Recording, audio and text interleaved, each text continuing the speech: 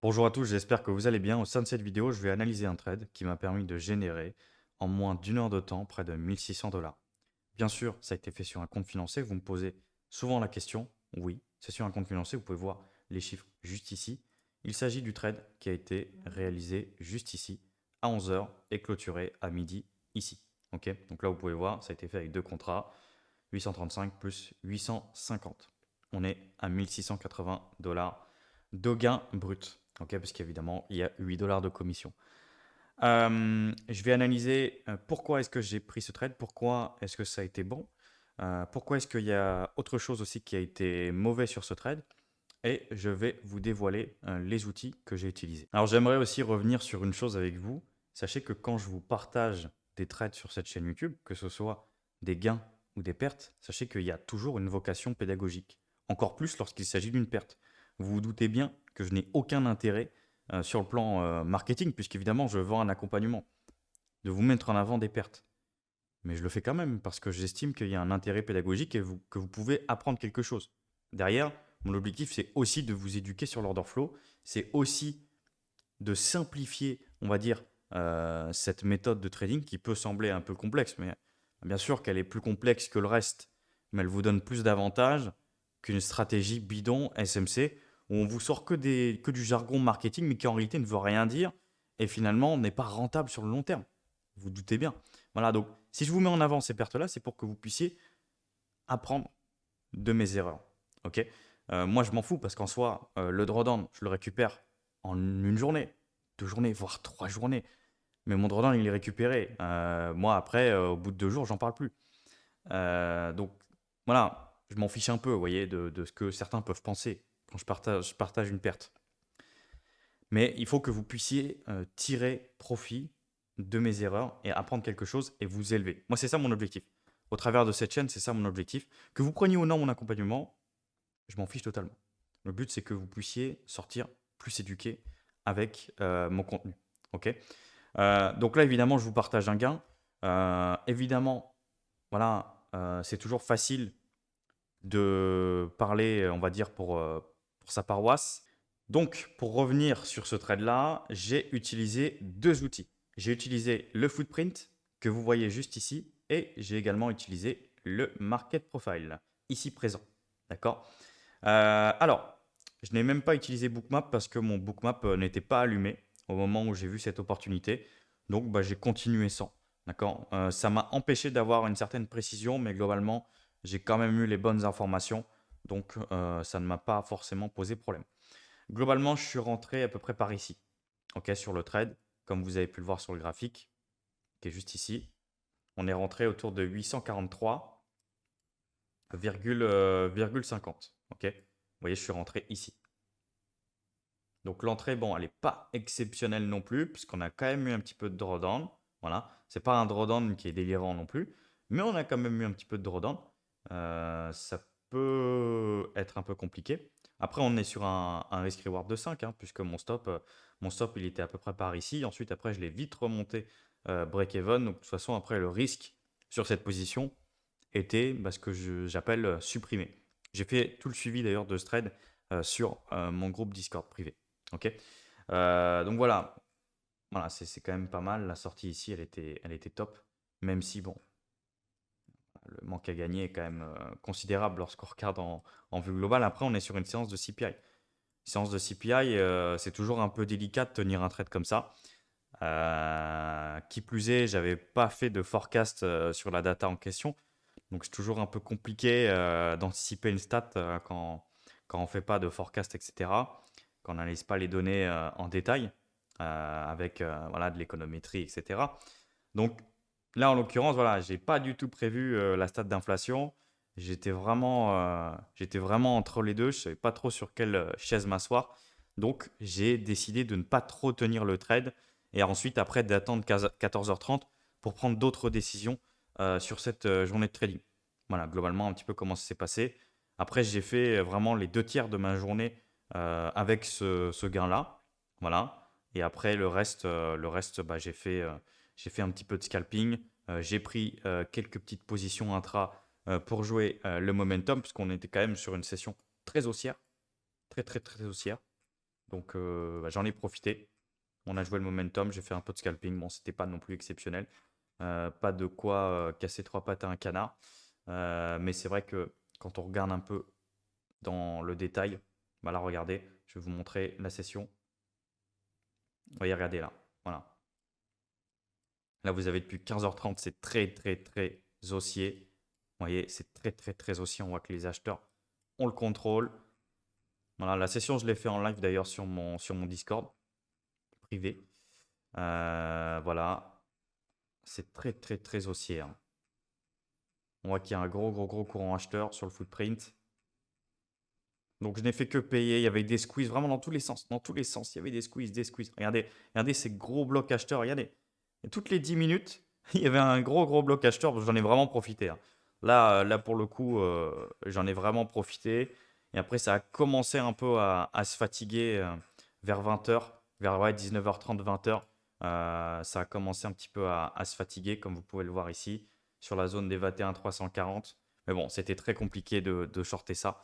Donc après, bah, j'ai arrêté tout simplement cette session de trading. Donc on va revenir un petit peu sur le trade en question. Donc de base, voilà, fort mouvement vendeur. J'attends ici que les acheteurs reviennent. Je rentre à l'achat. Je place mon stop en dessous. OK. Et ensuite, après, je laisse le marché me guider. C'est toute ma compréhension après du footprint qui va faire le boulot et qui va faire que bah, je vais tenir cette position parce que je vois qu'on est sur un courant qui est plutôt acheteur. Et par ailleurs, moi, je ne trade que d'une seule manière, c'est en comprenant la théorie du marché d'enchères. Ça, c'est très important. Okay, la théorie du marché d'enchères, c'est vraiment ce qui régit toute ma méthode de travail aujourd'hui. Et après, j'affine avec ma compréhension finalement de la microstructure de marché par le biais du footprint, de Bookmap. Voilà. Ma méthode, elle est vraiment toute bête. C'est sûr que c'est pas sexy parce que ça peut sembler complexe. Vous dites, ah, je vais devoir apprendre le footprint, je vais devoir apprendre Bookmap, mais ça semble compliqué. Eh bien, restez avec vos méthodes de retail qui ne marchent pas et ne venez pas. C'est pas grave. Si vous n'avez pas envie d'apprendre, si vous n'avez pas envie finalement de faire un petit peu d'argent, d'essayer d'atteindre votre liberté financière, d'essayer au moins de l'atteindre, eh bien tant pis. C'est pas grave, il y en a d'autres qui le font à votre place et puis tant pis pour vous. Mais globalement, voilà, c'est des choses qui sont quand même importantes à connaître, je pense, pour un opérateur aujourd'hui. Voilà, comprendre un peu la théorie du marché d'enchères, comprendre que bah, dans ce genre de structure, bah, tu ne shortes pas. Voilà, par exemple, 21-140, j'avais envie de shorter, j'avais une zone, mais j'ai pas shorté parce que j'ai vu que bah, c'était pas du tout vendeur, donc j'ai pas shorté. Ok. Globalement, là sur une journée comme ça, vous ne shortez pas. Et ça, je l'ai dit à mes étudiants en live constamment. J'ai dit non, là, vous ne shortez pas, vous ne shortez pas. Essayez de rentrer dans le momentum. Si vous trouvez des opportunités, des fenêtres de tir, rentrez dans le momentum. Mais n'essayez pas de shorter ce marché parce que sinon, vous allez galérer en fait toute l'après-midi et vous n'allez pas gagner grand-chose. Si ce n'est, vous allez finalement faire un drawdown max sur votre compte de trading. Donc, c'est pas ce qu'on veut, évidemment. Donc voilà, donc c'est très important. Moi, vous voyez, en plus, sur mon market profile, j'affiche les deltas. D'accord? Donc là, je savais qu'ici, les vendeurs étaient en train de perdre le contrôle.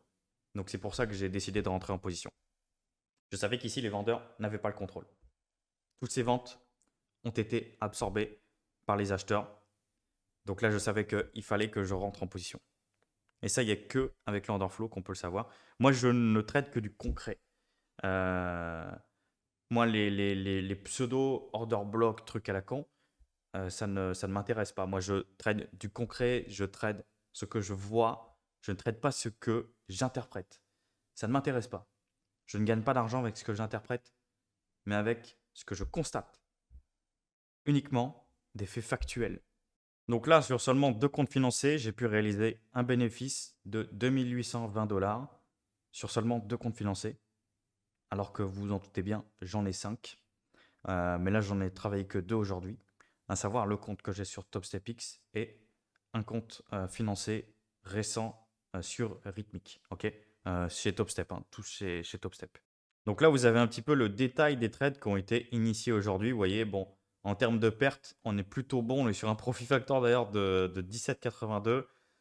Notre ratio trade gagnant sur trade perdant est très bon également. On était vraiment en réussite aujourd'hui. Aujourd'hui, c'est vrai que je marchais un petit peu sur l'eau, donc c'était assez simple d'avoir très peu de trades perdants, même si j'en ai eu quelques-uns. Et vous voyez d'ailleurs Bah, les seuls que j'ai finalement, bah, c'est des shorts en fait. C'est des shorts qui ont été initiés. Bah, là, notamment sur le MES, j'ai shorté, vous voyez ici, j'ai shorté juste ici. Bon, c'était complètement stupide. C'était une très très mauvaise décision d'avoir voulu shorter. Donc bon, voilà. Mais bon, vous voyez que ça reste quand même très maîtrisé. On est sur du micro-contrat, donc il n'y a pas de, y a pas de drame. Et là, vous voyez, bah, ça c'est le premier trade qui a été initié, hein. C'est le trade, voilà. Et là, vous voyez ici, le max loss, on était à moins 185 dollars. Vous voyez, et on est arrivé à un profit total de 1685 dollars avec ce trade-là. Donc c'est plutôt très très bon. Il y a eu un petit peu de drawdown, mais vous voyez, ça reste quand même maîtrisé. On n'était pas en danger, on n'était pas en difficulté. Donc c'est plutôt bon. Ok, on a pris l'équivalent de 42 points de profit. Donc ça c'est pareil, c'est bien, mais on peut mieux faire quand même. Par rapport à cette journée-là, on aurait pu mieux faire.